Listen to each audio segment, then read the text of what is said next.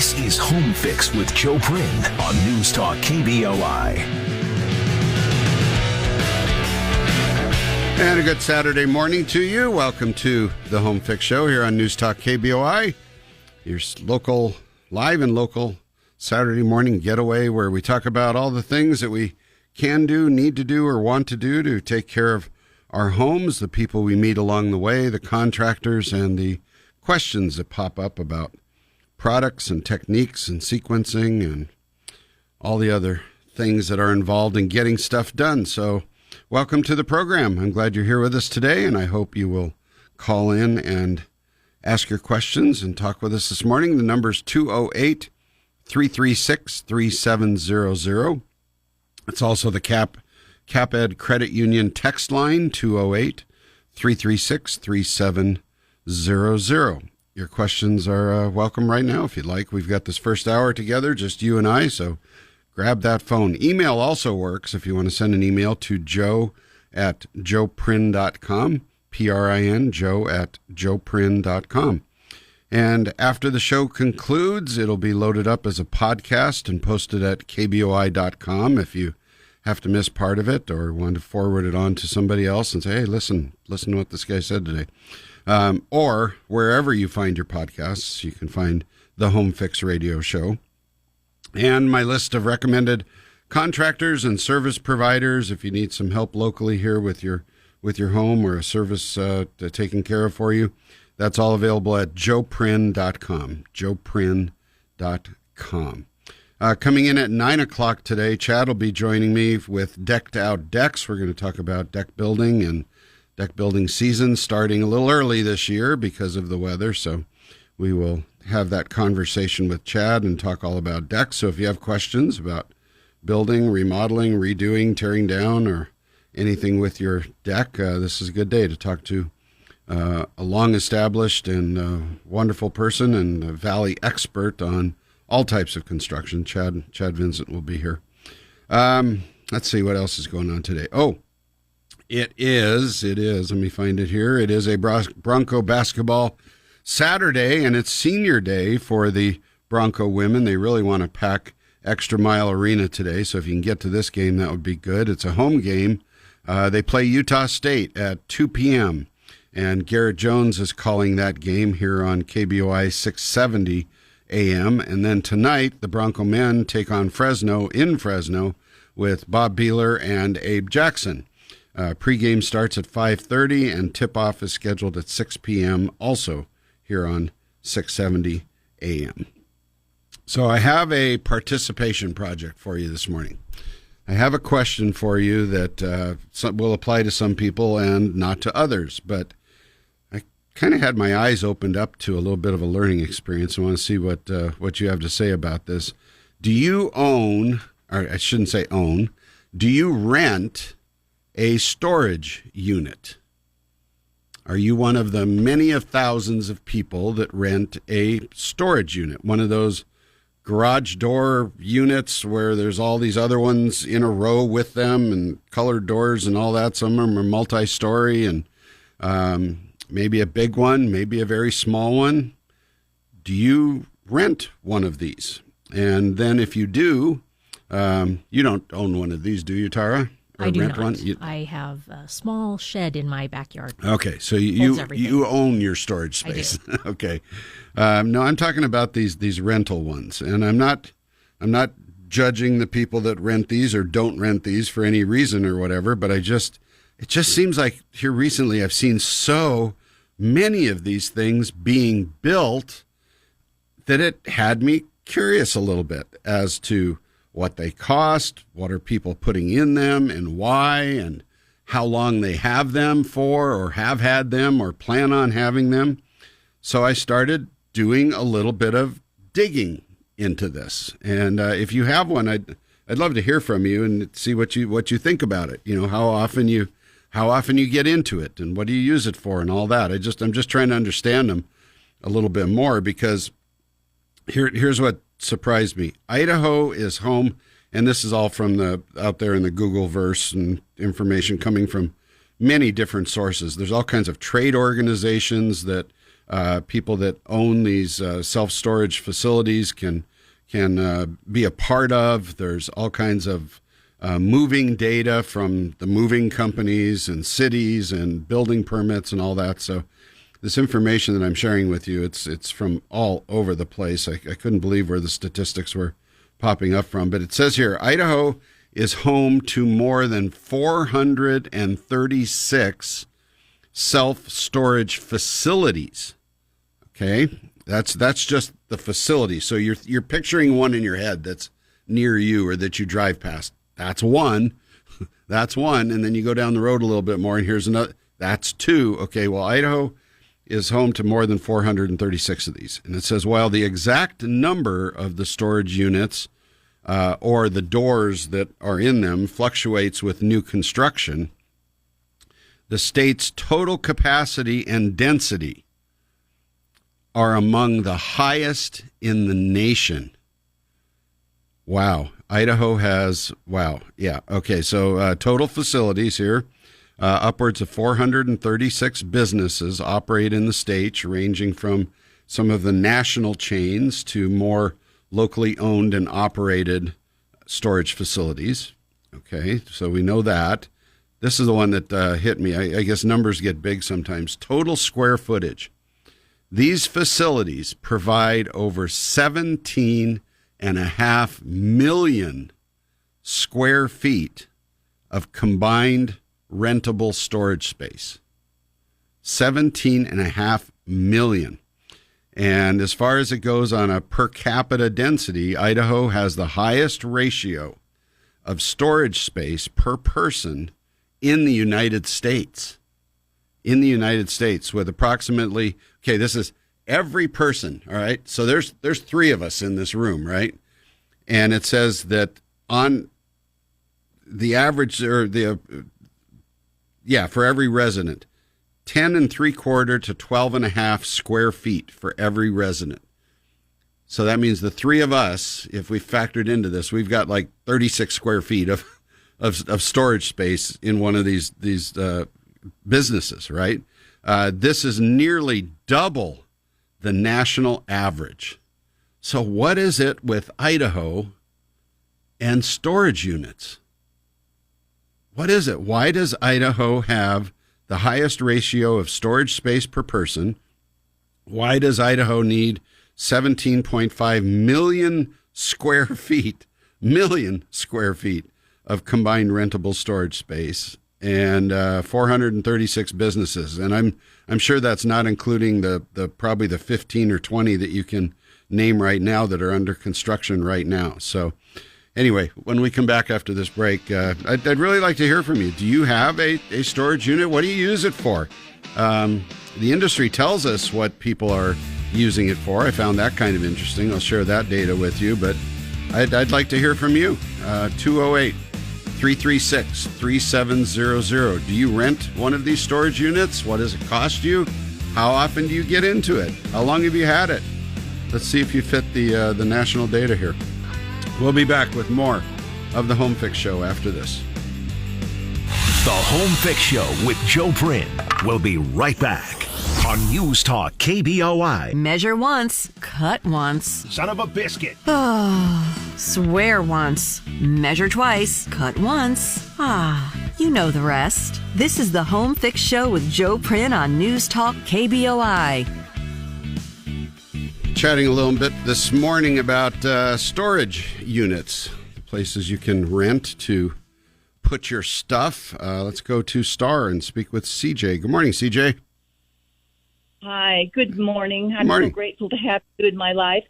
My son, I'm interested in Tattletale. My sons have a storage unit here, and they've had it for a number of years, and it's with a garage door size. And in the back of it, they've got a second layer, and it is full.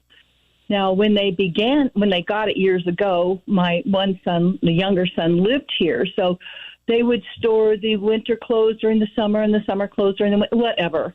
And then they both moved out of state. Well, the one never did live in state, but he had so much stuff in Montana. They brought it down here because the one son lived here. So now neither one of them live in state. and they haven't been to the storage unit in a couple of years. I live here because one of them moved here. They were living here. They moved away, and I wasn't going to move to where they were. So, yeah, they have a storage unit, and I don't know how much they pay for it, but they don't get in there, not even every couple of years. But they need to, and they want to, but they don't. And what is just what's so valuable in there that they have to hang on to? Because they go. They haven't used it for a couple of years. It makes me wonder, do they need it? Thank you for asking that. The oldest son in Montana and in Wyoming is a contractor and intending to build his own home. So during the years that he was planning this and he was picking up items for the house, major kitchen, and so he had that in his storage unit in Montana. And then 2008 came and everything fell apart in every respect. So he had that and didn't want to eliminate it. I said to him one time, why don't you sell that? And he said, because it's parts and pieces and no one will know how to put it together. Okay. So I don't know quite exactly what all is still in there because I know he has moved some of that out to the younger son's house and they were starting to try to eliminate it from there. I don't know what's in there still, but whatever it is, it's got to be really important to them. I guess so. Yeah, maybe. And I was looking at one of the statistics here, CJ. It says that, and this is around the Boise area. Yeah. It says that these larger storage units, like the one you described, that's got like a full-size garage door going into it, those can be anywhere from $130 to $230 a month to pay for this. And so let's just say it's $200 maybe. That's $2,400 a year. So and you say they've had this for 2 years, so they've spent $5,000 storing that material. I think they've had that for 10 years. Wow. Then maybe because I've been here for 10 years. Yeah. And they've had that. Yes. So it's very valuable. And it's not, as far as I'm concerned, is it worth what they've paid for it? Yeah. Who knows? That's what I'm trying to figure out is why this is such a growing presence on our landscape. What do we have so much of that we need to have this? These things didn't really exist a long time ago. This is kind of a somewhat new thing in recent history. I mean, as far as hundreds of years ago.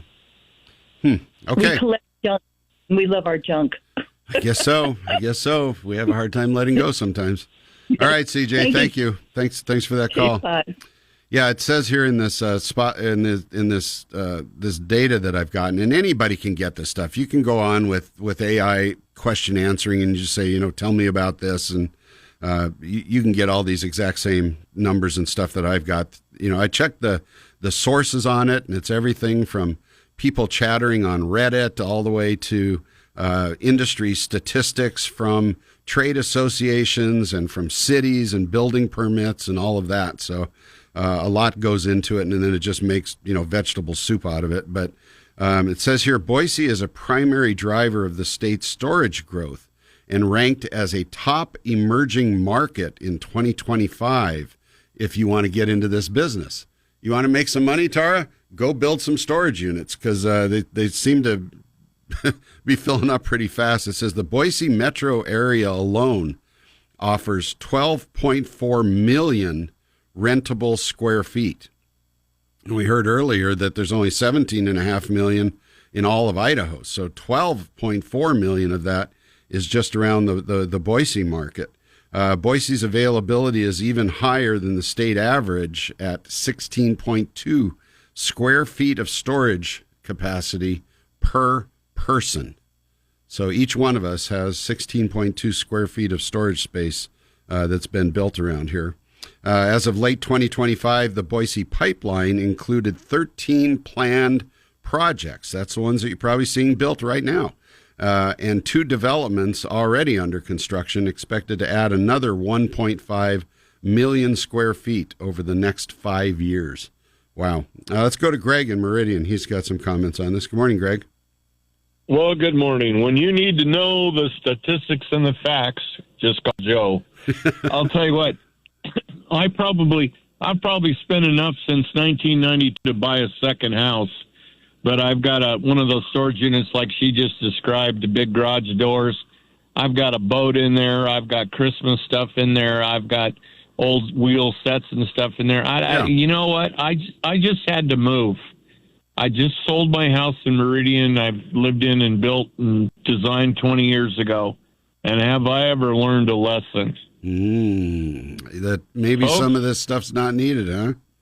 Well, folks, let me tell you something. I actually got hit by a car and was critically injured. I was literally clinically dead. And so I've had to make some changes in life sooner than I anticipated. But folks, if you're out there and you're getting older, like I'm 67, but you've got some issues, you need to start paring it down and cleaning it out and getting rid of it. Rather than just tuck it in a storage unit. I mean, you got to disassociate with, and I don't know, we hang on to stuff. I think we're all somewhat of a hoarder, but anyway. Yeah. Having moved all this stuff, I don't want to do it ever again. And luckily I survived, so I didn't leave my spouse with all this to do by herself, but it is amazing what we accumulate.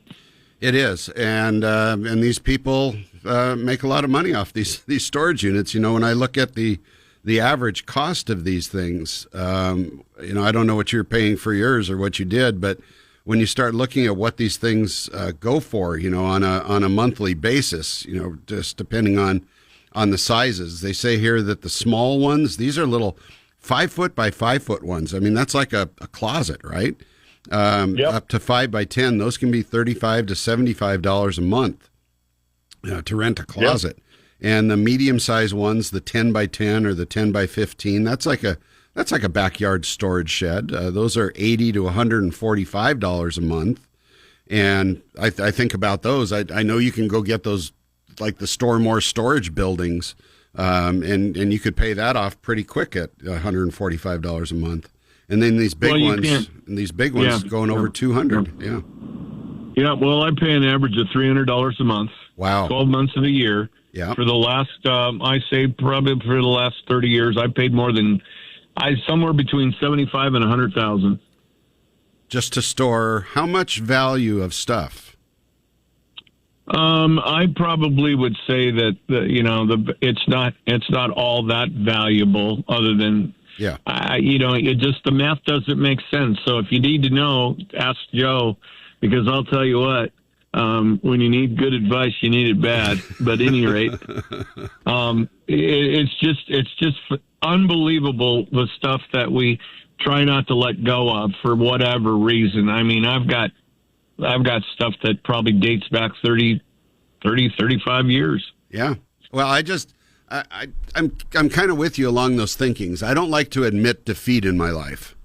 I don't like to admit that time has caught up to me, or that physical things have changed or mental things have changed. So, like just yesterday, I did something that was very, very hard for me to do. For the last 3 or 4 years, I've been building a motorcycle. I've been building up a 1983 KZ440 LTD Kawasaki motorcycle that was bone stock and original. One of the neighbors was moving. The thing broke on him 30 years ago. They shoved it over in the side of the garage. She just was going to throw it away or recycle it. And I said, well, let me play with it. And I did. And I customized this thing. I cut up, I re-welded, I repainted, I reformed, I reseated, handlebarred all the tires, wheels, made this beautiful bike out of it, except when I got the motor running here about a year ago, it's burning a little bit of oil. And more, I don't like crop dusting as I'm driving it around, you know.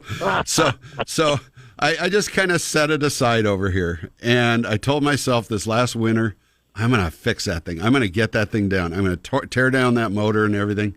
All throughout this last winter, I found excuses not to do that. I found things that I'd rather do more. And it got down to the point here, and we were on vacation a couple of weeks ago and had time on my brain, and I was just thinking, you know, I'm not going to get to that this summer again. So another year's going to go by. And then if I get it running, do I want to go get my motorcycle endorsement on my license? Do I want to insure it? I'm an old guy. I'm going to have to buy a decent helmet and probably some other protective gear.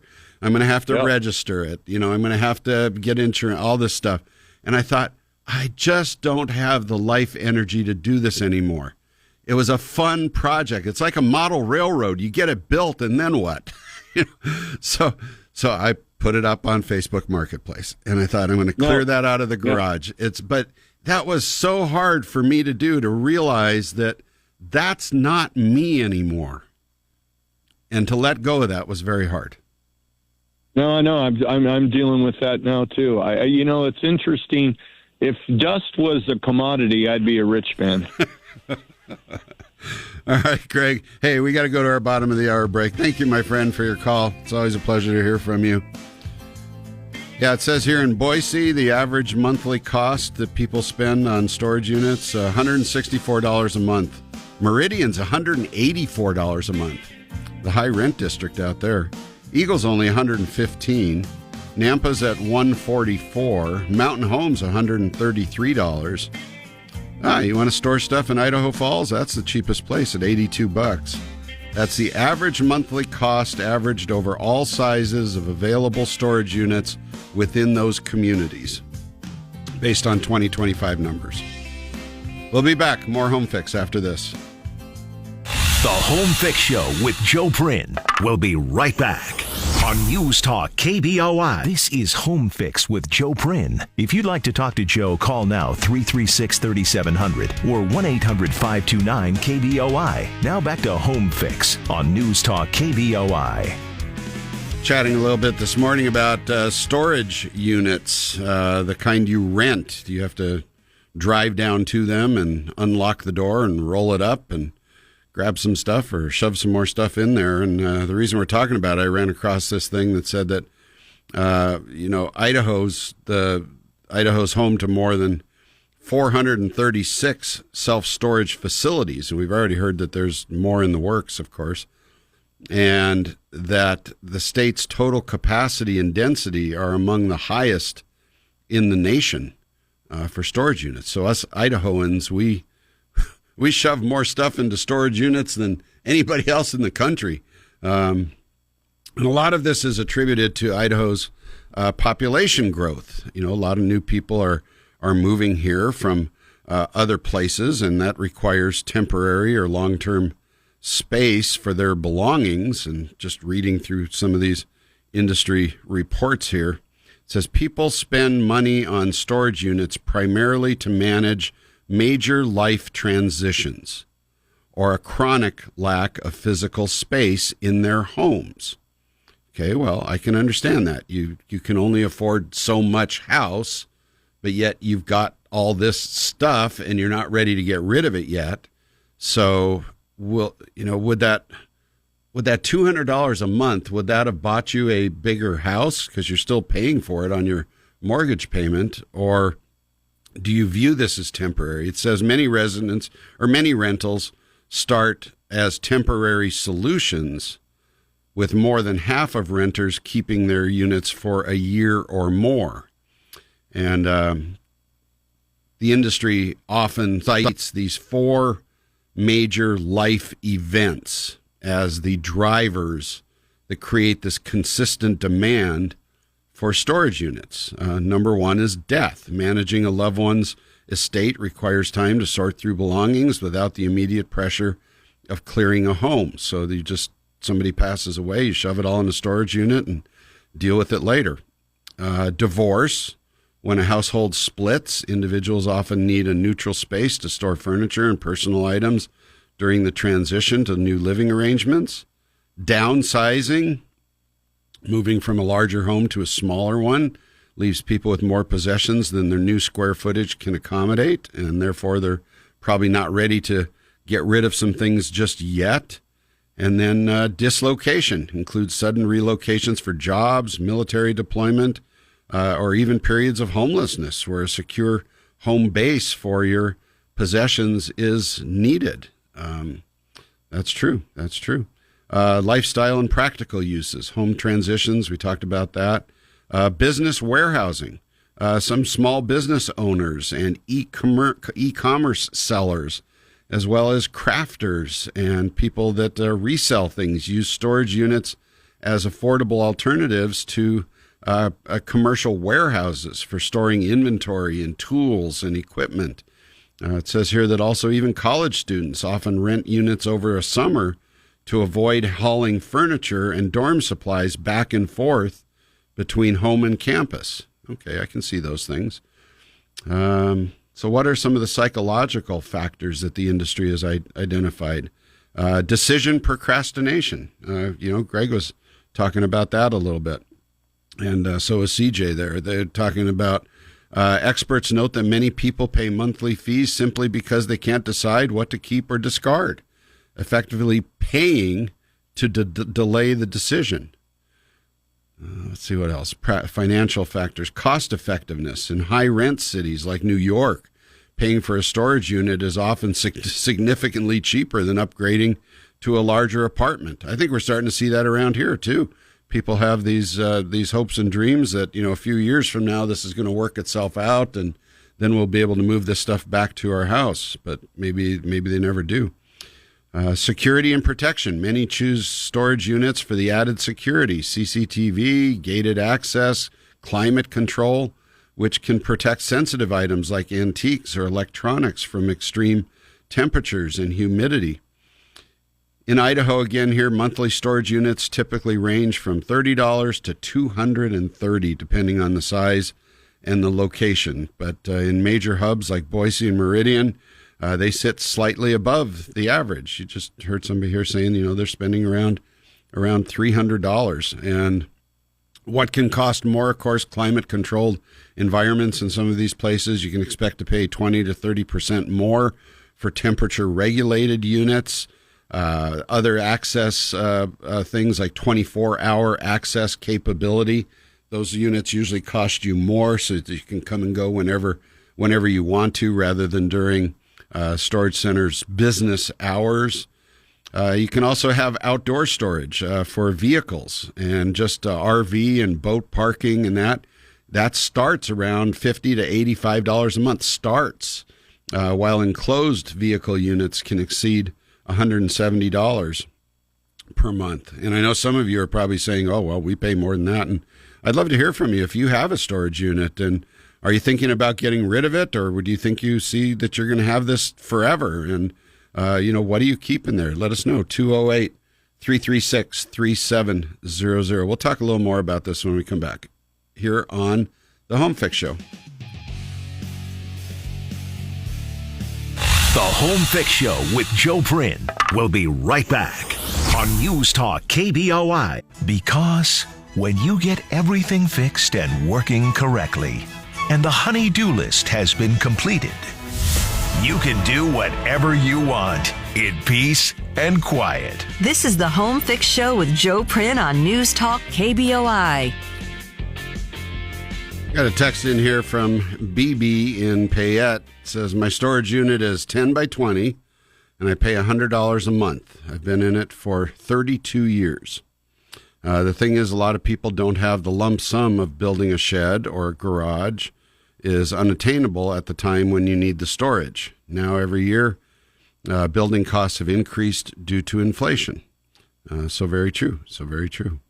208-336-3700, 208-336-3700 if you'd like to text or call into the show. Let me get out of this one and get back to what we were chatting about here. Yeah, it says that Idaho leads the nation in the amount of storage space, storage units like this that we're talking about for per capita, and with over 17 million square feet of this. A lot of storage going on here. And is that a reflection of the high cost of housing and people coming here from other places where they had a lot of stuff and now they can't afford to buy the house big enough to hold all of that? I mean, how many of you are using your garage as a storage shed, right? Your cars just don't fit in there. You can't fit them in there. I mean, I think I could probably go through my neighborhood and probably half the houses, people can't park cars in there because that's their that is their storage shed. And whatever reason, and we're not getting into all that about getting rid of stuff, but we're hauling around a lot more, and it takes up mental and financial resources. You ever watch those shows, Tara, about like Storage Wars, where they auction off the units and people buy them and find the treasures? I've seen a few of them, yeah. Yeah, I usually watch those when we're traveling. You're stuck in a hotel. It's on 24/7. Right. And you watch these things, and you think, why did people walk away from this stuff? What happened to It's them? really valuable. Yeah, sometimes there is, and then sometimes there's just junk in there, right?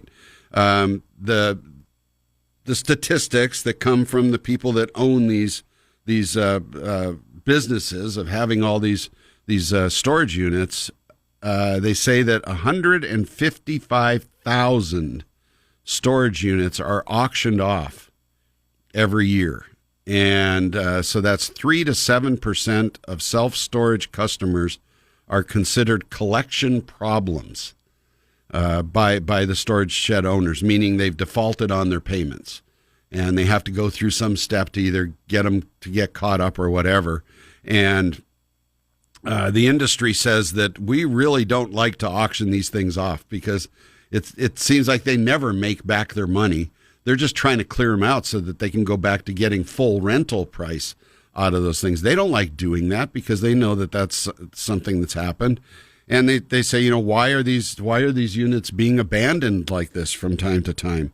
And usually it's some sort of financial hardship. Either the renters of these units can just simply no longer afford to pay the monthly fee, and they just stop paying it without clearing out the units. They don't have anywhere else to take and put this stuff. Some other major life event like an untimely death or an incarceration or a sudden relocation where the renter actually forgets or is unable to get back to the storage unit. And then there's this decision fatigue that says that some renters just decide that the cost of moving and disposing of the items is higher than the value of what's in there, and they choose to let the facility handle it and the disposal of it all via an auction. So lots of reasons go into that, but auctions are a last resort for these facility owners. You think, they're making all kinds of good money on that stuff. No, they're not, because there's a pretty intense legal process that takes a lot of time, and they rarely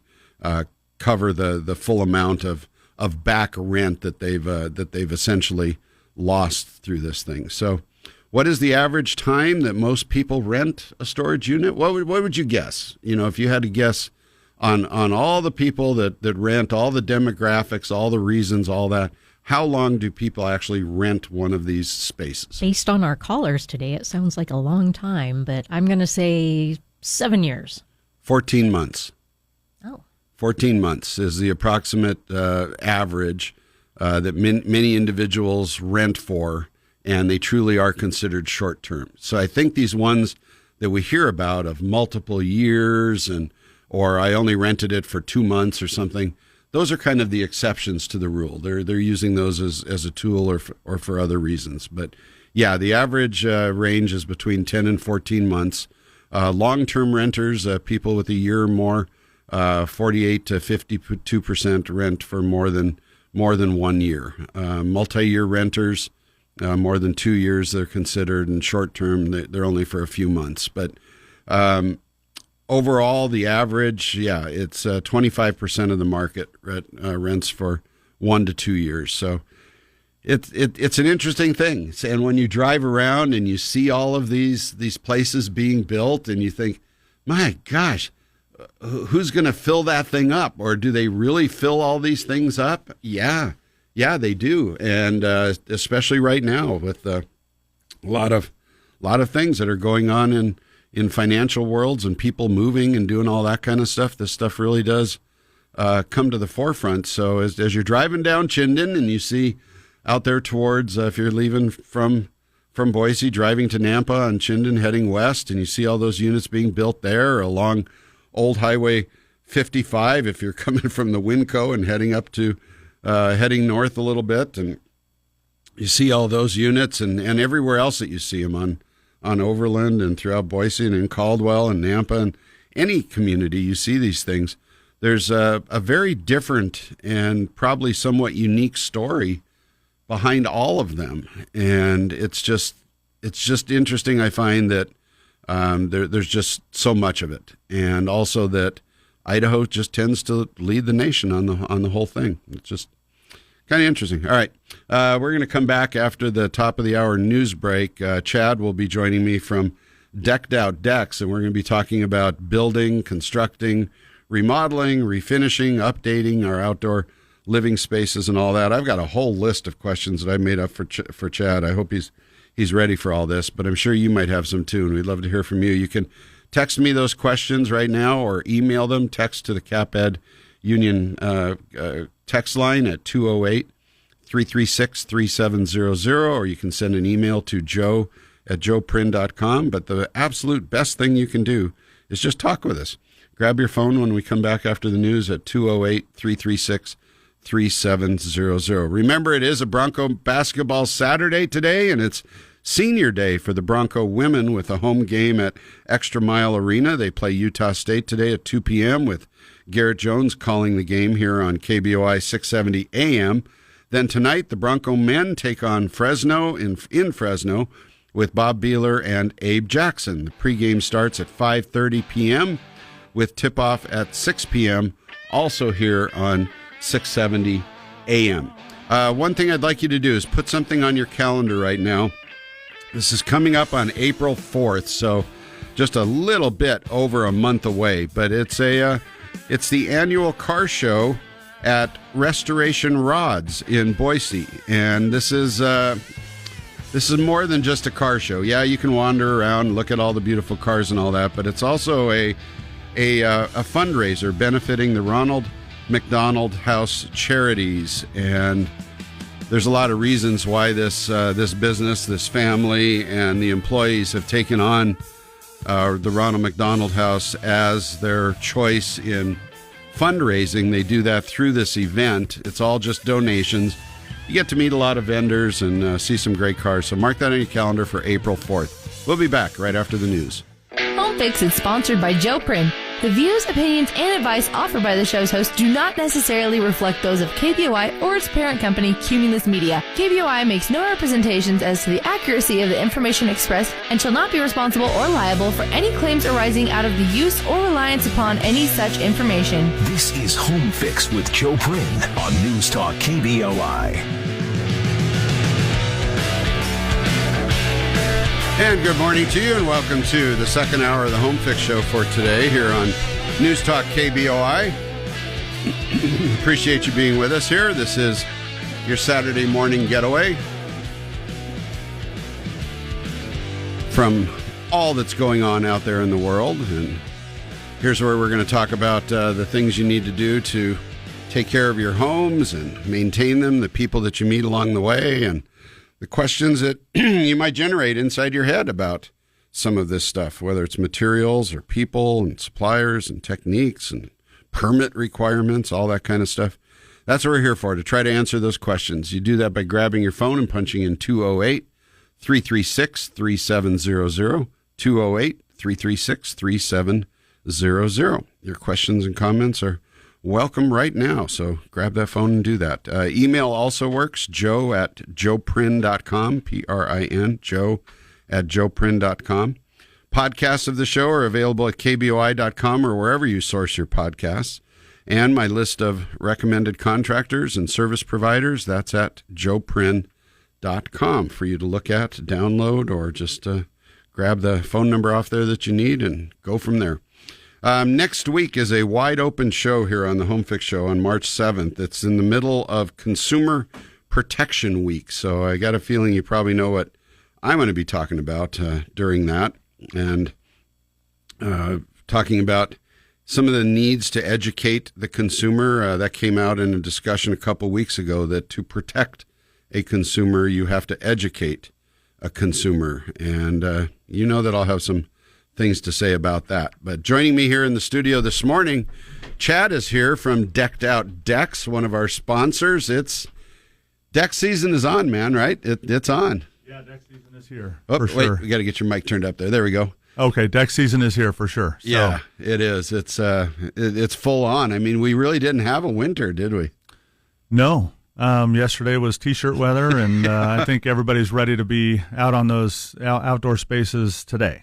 So. I had a sponsor on the show once with Idaho Pool Remodeling, Scott, and he used to say, he said, as soon as the thermometer gets to like 60 degrees, everything in a person's mind changes. I know yesterday I was looking at our back deck and I'm thinking, maybe I need to, take the tarps off of the outdoor patio furniture and get everything cleaned up. And I was ready for it. Do you notice that too, that with the warm weather, all of a sudden the phone starts ringing and this shift happens in the projects? And yeah, I think it would be nice if people called in November to anticipate spring, but it comes every year. But it's hard to think about that when it's December and you're saying let's start planning this deck now, and they said let's wait till March. Well, in March, there's lines forming.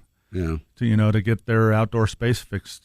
So it's plan a little earlier than right when the sun hits 60. So. And what is it about sitting out in your backyard, on your patio or on your deck or something? What is it about that us humans enjoy so much? What do you think is what are we getting out of that feeds our soul so much? I might have missed that class in college, but I think I have an idea. So, in Idaho at least, we have these strong 4 seasons, and just when we're getting done with one, we're ready for the next one's coming in around the corner. And so I think that sunshine, the people in Idaho, they just enjoy that sunshine so much. Coming out of hibernation, maybe? A little bit of maybe that's it. Yeah, the darkness. There's a lot of depression around that time when the sun sets at 5:30 every day for a long time, and it's cold, so you're stuck indoors. So getting that outdoor space done well really expands your house a lot. Yeah, and well, that's it. It your house gets bigger when you're living out in the backyard and that. Yeah. I think there's also kind of a nature connection there. You hear the sounds, the birds, the kids across the fence, good or bad, the neighbors and that. There's just I guess it's like almost like camping, but not. Yeah, there's a psychology for sure about being outdoors, being in the sunshine. If you feel healthier, the greenery around here. When it's in bloom and all the things are kind of coming to life, right? Yeah. That's important for your soul, I think. I think so. It's a place of relaxation. I know my wife and I, when we talk about our backyard and the deck, we live out there during the summer months, and the dining room just kind of goes away. We just go sit out at the picnic table, and we try to have as many breakfasts out there as we can, and lunches, and we cook dinners and invite friends over and stuff. And we live in that little space outside that patio door. There's just some kind of comfort to it. And I think that's why it's such a popular project. And of course, that's why you're in business with Decked Out Decks, is to deliver that. Yeah, I think these days there's kind of the evolution of what do you do outside? Do you just sit on a deck? There's so many things now that are happening with the outdoor space, with protecting you from the rain in a few months of the year in Idaho in the spring and the fall. Yeah. Putting some heaters out there in a covered roof. Lots and lots of kitchens, outdoor kitchens. Yeah. And there's the people are seeing what you can do outdoors with. It's not just a smoker grill, right? They want a place to put their. You don't have a cooler out there anymore with a separate grill. A lot of times that's built into your kitchen. Yeah. It's fascinating, really, how well you can live outdoors, right? I've heard that comment from some people. They say, I look at some of these outdoor living areas. Why not just put a wall around it and you've got more house? Because it's as nice as the house. I mean, they may have there may be a big screen TV out there so they can watch the game on while they're outside and cooking, and some of the outdoor kitchens are nicer than the indoor kitchens sometimes, it seems like. They're nice. There's drop-down screens. You can protect yourself a few times, when it's windy. And yeah, there's just but yeah, I think I personally would rather be sitting outside than inside if it's at all comfortable, temperature wise. Exactly. And we're going to take our first break here in just a second, and when we come back, I want to ask you about, why do your customers want to have decks built or enlarged or expanded or improved in that? What do you see as the motivating factor for somebody to hire a professional deck builder? What do you deliver that maybe just me going down to the Home Depot or Lowe's and grabbing a pickup load of redwood 2x6s and banging it together in the backyard? I mean, what's the difference between professional design work and what are you giving people that they obviously choose not to give themselves? They want you to do it. So yeah, great topic. Let's hit that when we come back with more of the Home Fix Show right here on News Talk KBOI. With Joe Prin. We'll be right back on News Talk KBOI. This is Home Fix with Joe Prin. If you'd like to talk to Joe, call now 336-3700 or 1-800-529-KBOI. Now back to Home Fix on News Talk KBOI. And if you're looking for a professional to help you rebuild or construct or design and create your new outdoor living space, none finer than Chad here and his team at Decked Out Decks. You can reach him at 208-400-5300. So 208-400-5300 and get that process started with him. Why do you think most people want to build a deck in their onto their property? What is the motivating factor here?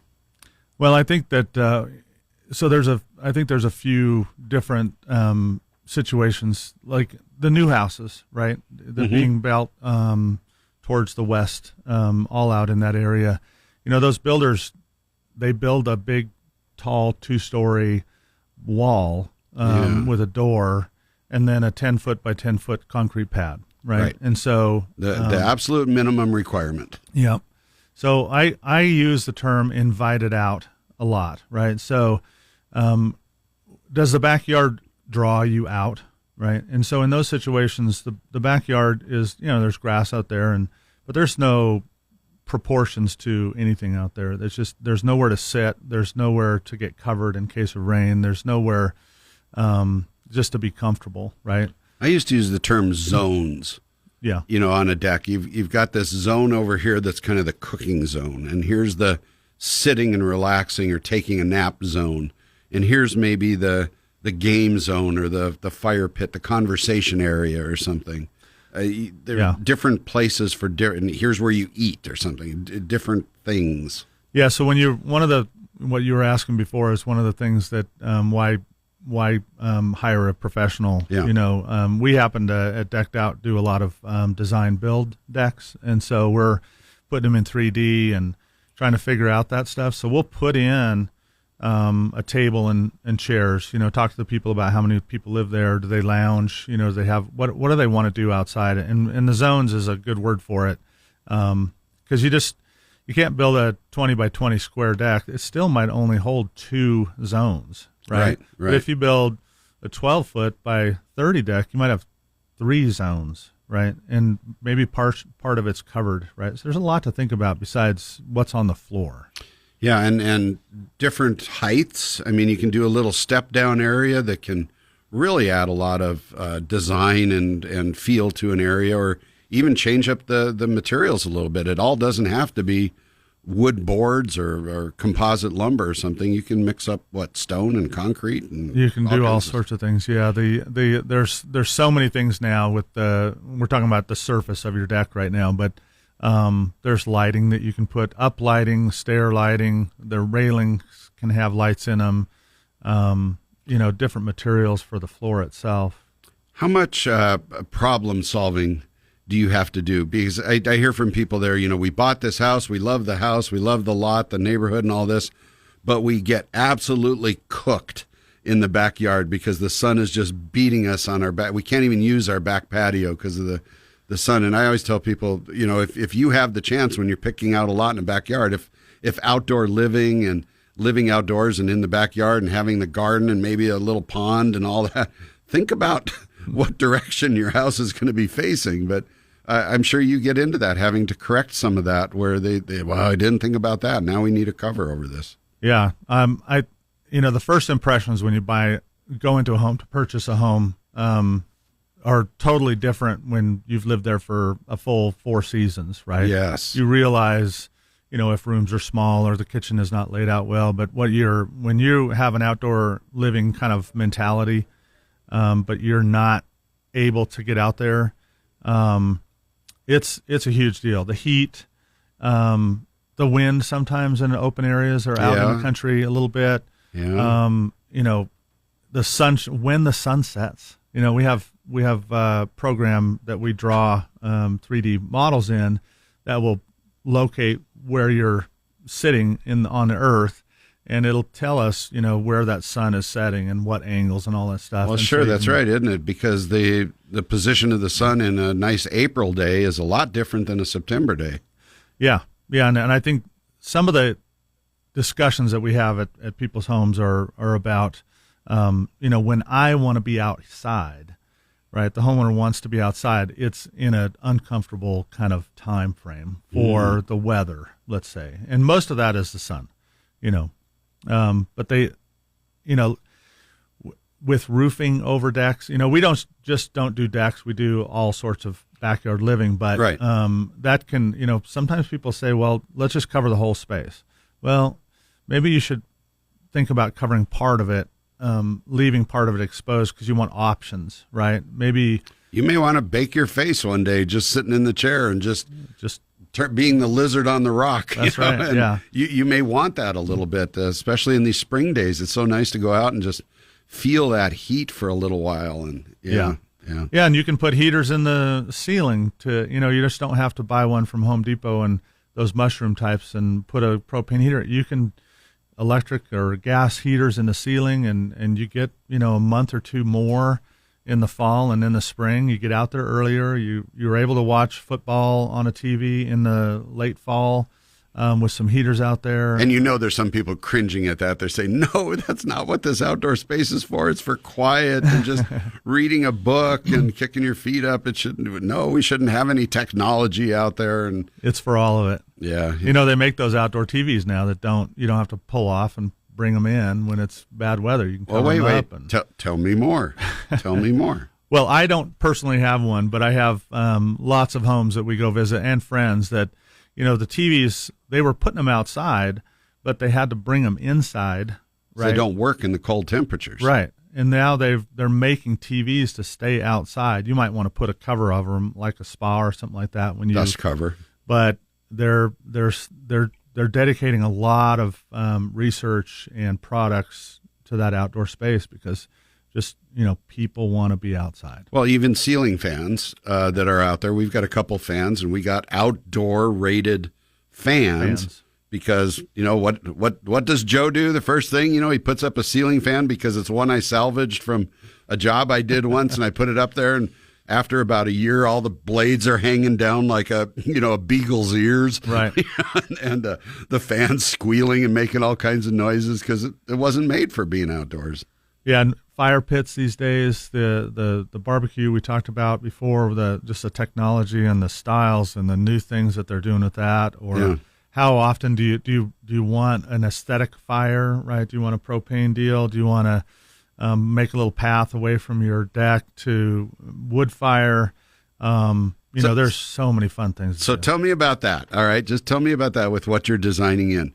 There's big arguments of these backyard chefs that you should only cook on a charcoal fire or a wood-fired, like pellet stove. Or I know you're even building in pizza ovens, outdoor pizza ovens and things.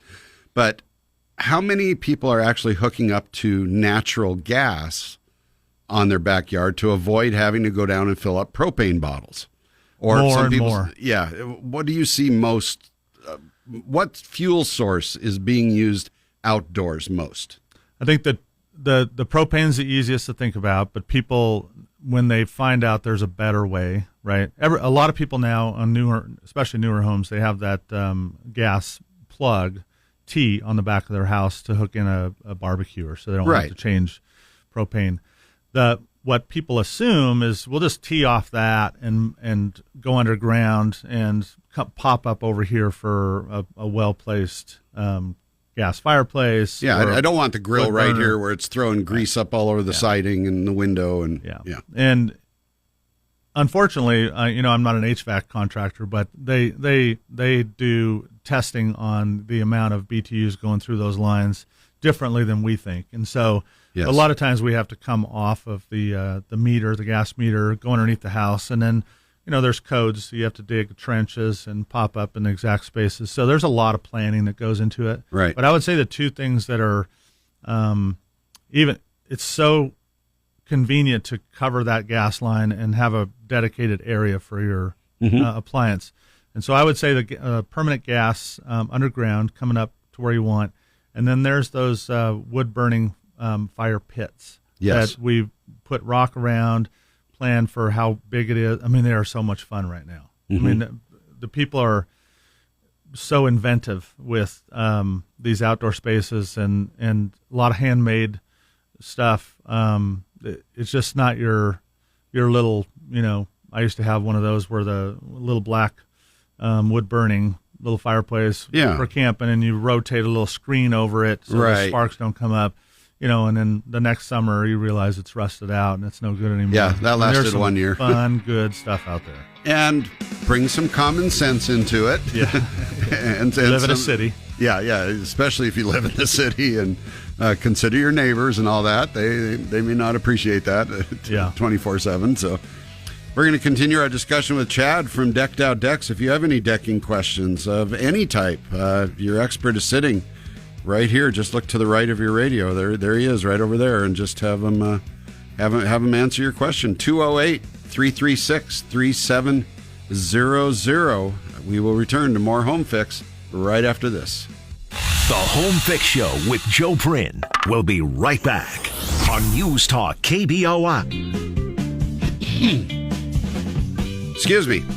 You see it in the magazines. You see it on the home improvement channels on television. You see the videos on Instagram and Facebook and Pinterest and all this stuff where you see these beautiful backyards. They're just like an oasis of surfaces to relax, play, read, cook, do all this, entertain, and you see all the landscaping and the lighting and the technology and all that, and that's what you want. And then you start thinking, I can do some of this. And what do you end up doing? You end up building that 12 by 16 square deck out there.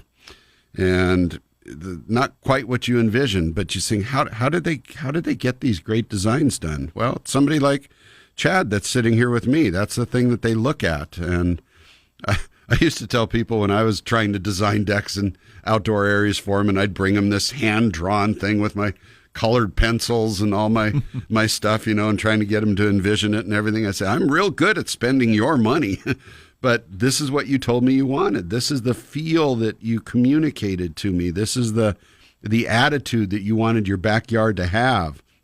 You said you don't want to look out and see, the neighbor's house there. You want something up there that screens that and grow. And it's a fun process designing for somebody, and I hope you're able to give them what they want and not what they were necessarily picturing.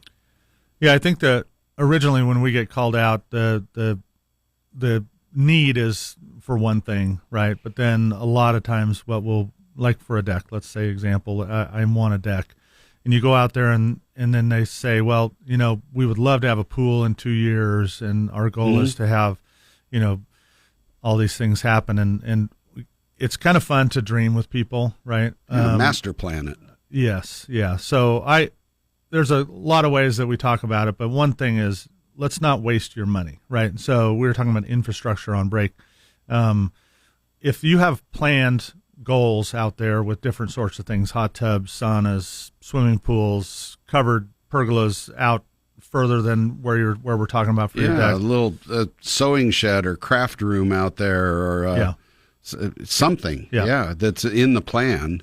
Right, and then you don't want to put that in and then not realize that you need power out there, and it's where's your cord running over your grass? Is there sprinklers in the way? Through all the raised bed gardens that you put in. And so we try to get people to think about all that stuff. And really, they don't really understand that there's kind of a protocol of a line of projects, when and how to do, and what's to do first, what's to do second. Sequencing. And what's the prep for stage 4 during stage 1, so you don't waste the client's money. Yeah, right. This will cost $500 to do now, or $2,000 to do later. Yeah, think of that underground gas line we were talking about before. To do that before you pour concrete, before you put a deck on, before you do X, Y, or Z, right, is, it's messy work, right? But to do it afterwards, I mean, it compounds the problems. Mm-hmm. So, what about these covered areas? When you start attaching something to the home, that enters a permitting process, correct? Yes. Yeah, and in fact, a lot of times the decks do too, but a lot of times we're talking to somebody about the deck itself or the surface itself, and then they talk about, do they want shade over that and how to do that. And so everybody has their home, what the roof is built like, how high the doors are and the ceilings are and all that stuff, and how to tie that in a roof, let's say a permanent structure into the roof. Yeah. Takes some planning, right? And so most of the time we'll build a model in 3D, draw your house, draw your roof pitch, draw, the windows and doors in the backyard, right, height off the ground, and then we'll, show people 2 or 3 different roof styles that would look good on their home. And I can imagine some of those you may have to change that one bedroom window up there, exactly, from a 3050 to a 3030 because you need that space for the roof up there. Right, and you're talking about professionalism versus a guy, let's say, doing this. That's where you really get into knowledge about codes. I mean, you have to have an egress window getting out of your bedrooms, right? And so you just can't make it smaller unless it doesn't. You got to make it still egress, right? Yes. You got to think about how they use that space upstairs, right? Sometimes we go in and we want to cover the first floor with a partial roof. Right, and then we realize the roof is going to go over that window to the master bedroom upstairs on that second floor. Hey, should we put a door in there and make a walkout patio from your second floor? Make a balcony. Even if it's just like a Juliet balcony or something, it may be what you need. Yeah, it's a private space for the couple that's living in there, and so it just enhances everything about it. So thinking through that and seeing all the possibilities that have, sometimes we get these ideas from homeowners for sure. A lot of times, we've seen it or done it, multiple times and know which way to kind of guide somebody through there. So. When we talk with Jay Pearson from Viewpoint Windows and Doors here on the show, one of our other sponsors here, he often brings up window walls where people are taking out that 5-foot or that 6-foot patio door and doing anything they can to open that up to 8, 10, 12 feet of open space out there to that backyard living area. Why? Why are we doing that? Well, that goes back to that word, are you invited into your own spaces, right? And so that, to me, you can build a wonderful backyard. You can do all sorts of accoutrements out there to, spas and swimming pools. But if you don't see it a lot from the inside of the house, if you're not drawn to go into that space, and most of it's through open light, so big doors, windows, but it's so much of a better investment. You can use it so much more often if you're drawn to it, right? If you just can't help yourself to say, I want to be out there. And make it convenient to go out there. Yeah, you can't make it hard. So what I tell people is if we do your backyard correctly, sometimes it does involve taking that, like what Jay said with the window wall, right? Yeah. Taking your house and maybe opening it up a little bit so that we're going to do a great space out there, but we want you to use it as often as you can, right? And to see it all the time.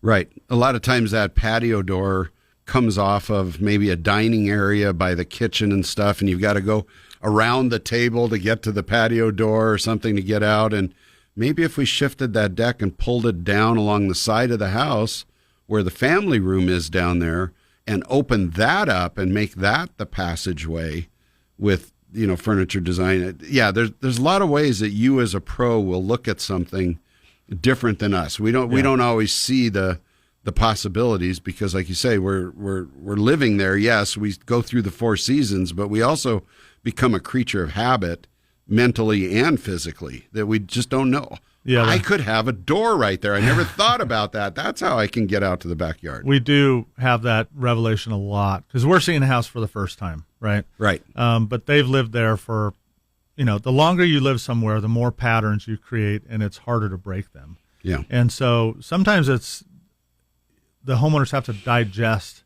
It's almost a little bit abrasive when you say, what you could have right here is, and they haven't thought about it, and it takes them a while to digest that possibility. At least they know the possibility at that point, right? I always hate to finish a project, and in fact, I advise people, let's think this through 10 times before we do it, because the last thing I want to do is get done with it, and you said, I didn't know I could have had X, Y, or Z. You never said anything. Yeah. Right. I also think about, you mentioned 4-season usage and the way you maybe use your outdoor living space in April, different than September or whatever, or even, February or January. But I also see different times of day. And where in your design work do thoughts like that come in with landscape lighting and, maybe respect for the neighbors? You don't want it to look like a used car lot out in the backyard with all the hanging light all the time that drives them crazy. But I think when history looks back at us and looks at those strings of 25 lights that are spaced every foot long, that very popular. That I think that's going to go out of style fairly quickly. I see a lot more lighting down at ground level, just for the people that are there, not high up in the air. Yeah, I think that lighting from a deck rail, very light color change, possibly lighting up from the deck, but it's muted. Yeah. Right? Instead of those big bulbs hanging up there. I mean, it's like a party next door when you're looking at that. I always thought that the lighting should be for you, not your neighbors. Not the neighbors. Yeah. Yep. Hey, we'll be back. More of the Home Fix Show after this. Our conversation with Chad from Decked Out Decks. If you'd like to reach him at his office, you could do so on Monday, 208-400-5300. You can find Decked Out Decks on the Home Fix resource directory, of course, and we will continue our conversation when we return here on the Home Fix Show. The Home Fix Show with Joe Prin. We'll be right back on News Talk KBOI. This is Home Fix with Joe Prin. If you'd like to talk to Joe, call now 336-3700 or 1-800-529-KBOI. Now back to Home Fix on News Talk KBOI. So, Chad, these $50,000, $100,000 outdoor living areas, that sounds great. But what if we have a much smaller budget, a much smaller space?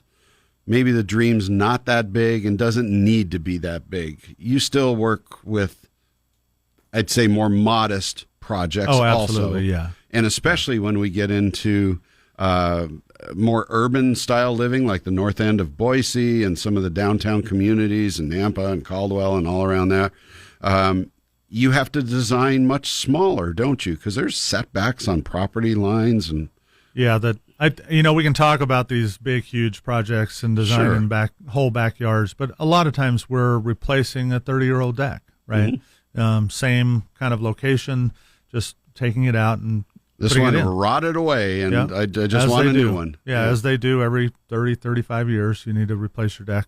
But in those little tight areas, so we'll do as small a deck as you need, up to as large as you need, right? Yeah, it's a porch. It's maybe just a landing out the back door. Yeah. But let's take the north end in particular. It's unique to this.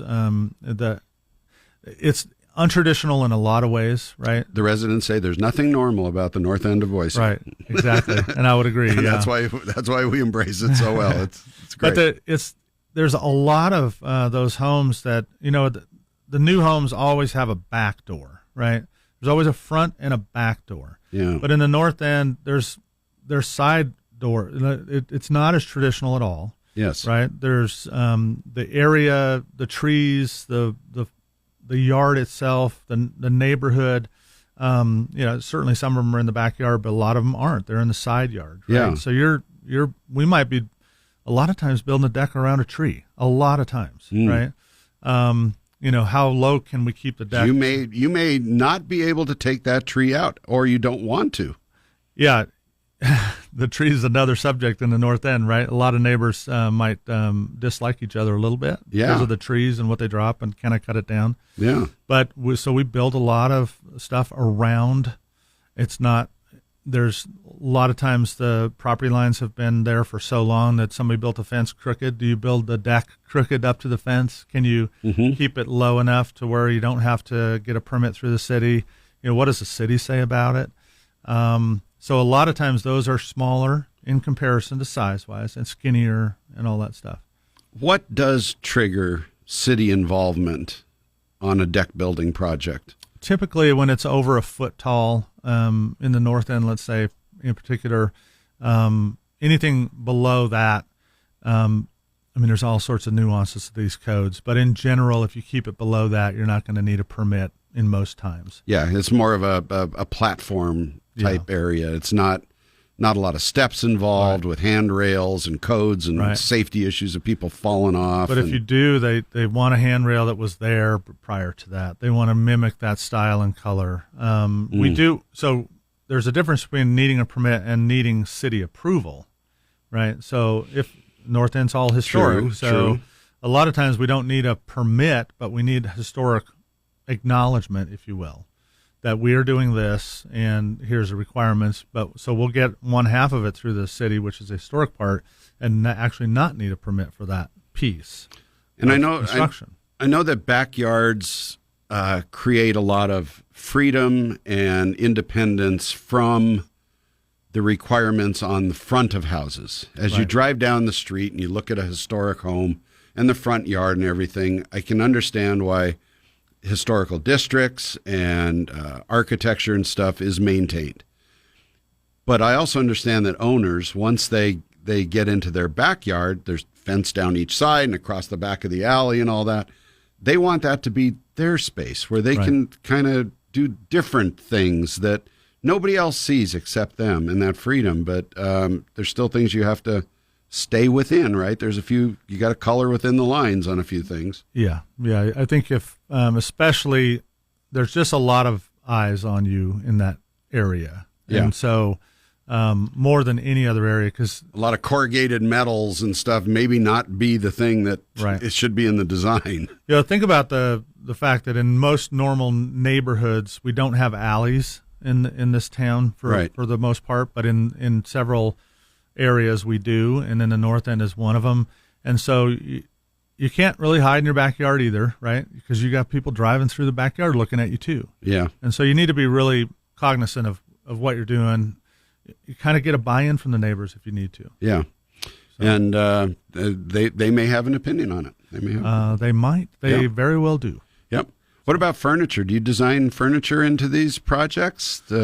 We do. We have programs to put the size of furniture in. We have recommendations. One thing I wanted to plug a little bit, we built a showroom last year, and we just opened it up this year down in Garden City near our other office. Oh. And so we have furniture in there. We have fire pit in there. We have drop down screens in there. And the address of this the Decked Out Deck showroom? 114 East 43rd Street. So 43rd and Shinden, if you will. Yeah.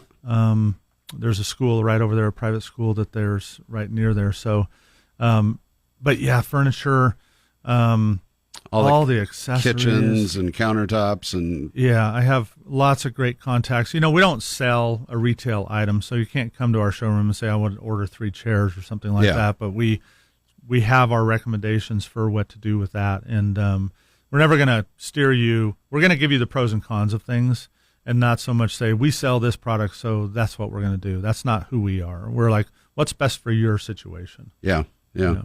Very interesting. And that design process is so critical to not wasting a lot of time and effort later. There's that sequencing like you talk about, neighborhood buy-in, city permits, what you can and can't do, because so often what we want to do, you don't want to be the guy that says, well, I know you want that, but you can't put a 24-foot pole up there with mercury vapor lighting over the top of it. Right. You just can't do that. You don't want to do that. And you don't want to find out later after you've done something that, hey, you need to cut 12 inches off the top of that fence because you can't go over 6 feet or something. So, and that will happen. And that's where a professional designer really comes in to help you. So if you're working on a deck project, maybe you need some help from Decked Out Decks. You can reach Chad at their office, 208-400-5300. We're going to continue this conversation on. I'm not even a quarter of the way of the list through the questions I've got for you, Chad. So we've got another hour of the Home Fix Show coming up after the news here, and we'll use all of that up. Your calls are welcome. Get them in to 208-336-3700. I'm Joe Prin. We'll be back after the news.